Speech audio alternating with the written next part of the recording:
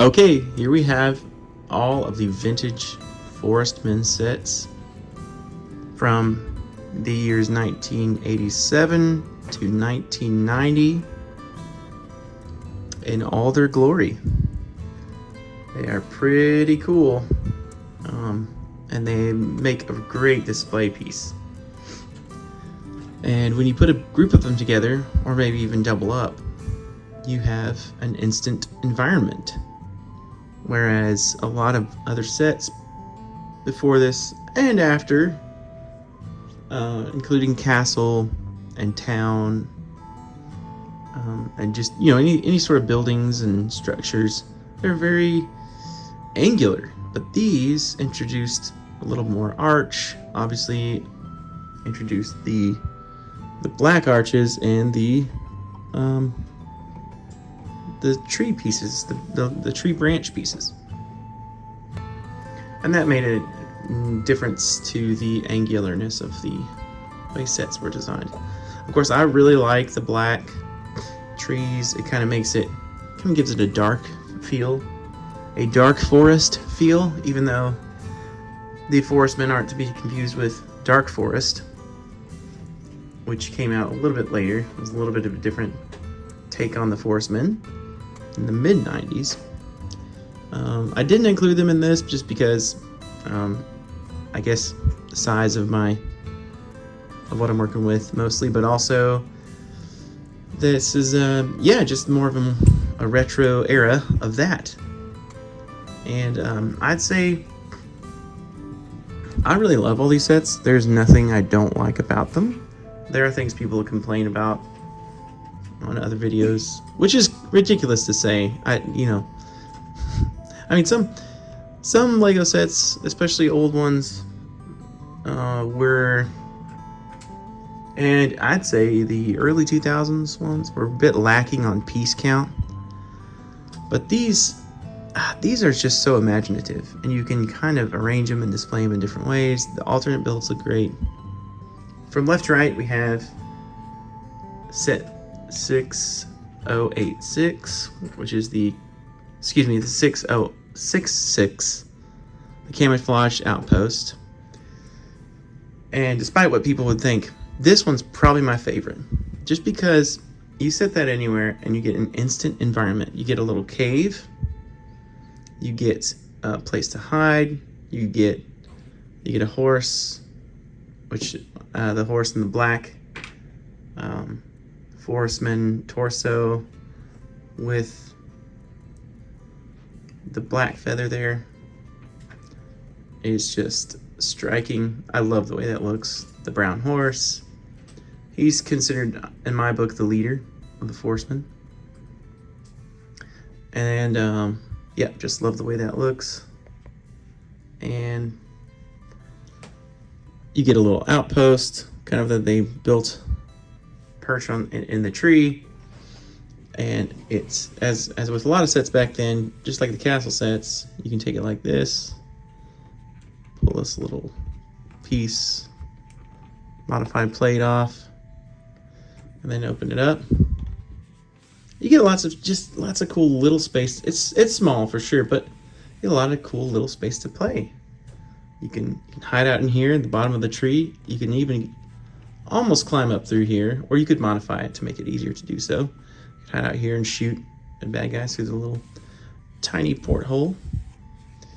And then you've got in here a nice big cavern, or you could treat it as a place to put your horse. I just love that. And I've done more videos on all of these individually, so I don't really want to spend too much time on all of them. But this is why this is my favorite, just because it's just a great shape. It's very playable. You can open it up. I mean, they really nailed it with this first one, I think. If they would have just made some more like that, that would have been pretty awesome. And yeah, you just get a good array. You get 7. Let's see. No, you get 1, 2, 3, 5, 6. You get 6 minifigures, which is just crazy to think about. And then next we have the Smuggler's Hayride, which is part of a triple pack. This one's 1974. I have videos and all this stuff. Back behind it, we have the Forestmen's River Crossing, and it just looks great. It's there's not a lot of room to hide out in it, but you do have this little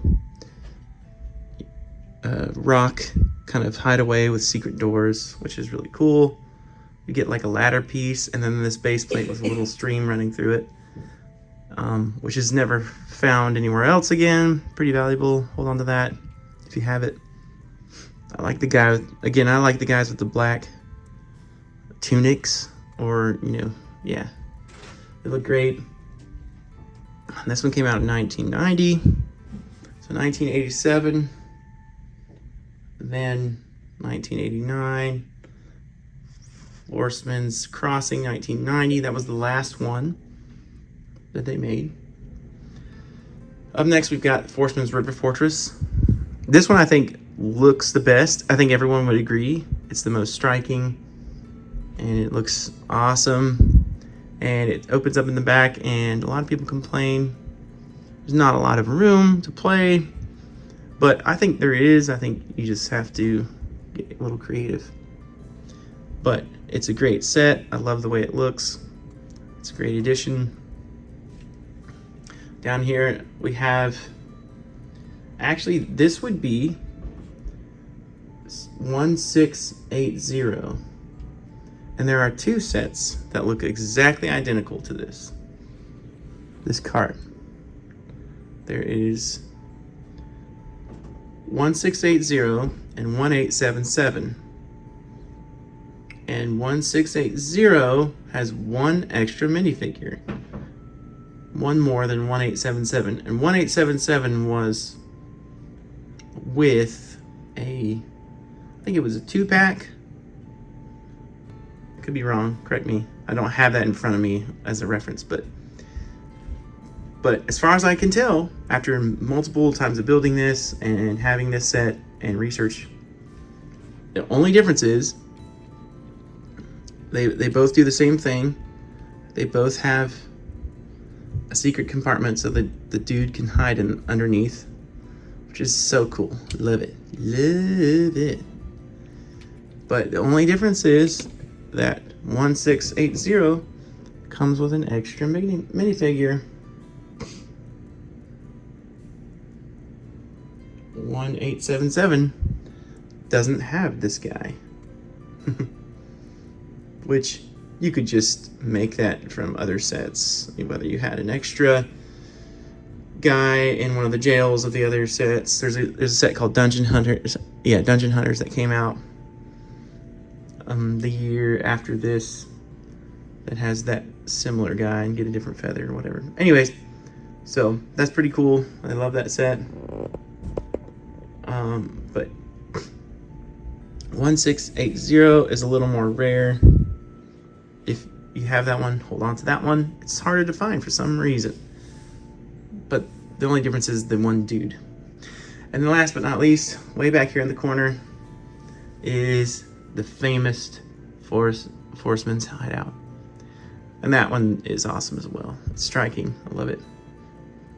Anyways, this is just how they all look kind of displayed together, which looks pretty awesome, I'm not gonna lie.